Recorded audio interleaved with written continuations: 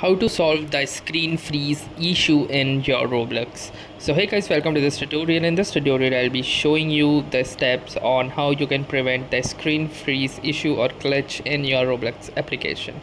So if you are currently playing the game on Android device and the screen freezes and glitches, then here is a simple way to reset these changes. So let me show you what are the things that you can do. The first one is to simply tap and hold on to the app icon and click on app info. Then this will lead you to the app settings within your device settings.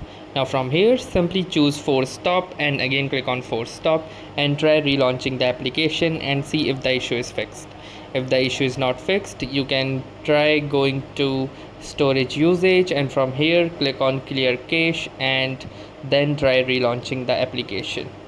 Even if this does not work for you, you can try looking out for updates for the Roblox application in the Google Play Store and also check if your device is having any particular pending software update.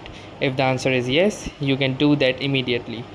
Also try rebooting your mobile device and uninstalling and reinstalling the Roblox in this in order to get the issue fixed. So let us know if this worked for you. Thanks for watching and have a nice day.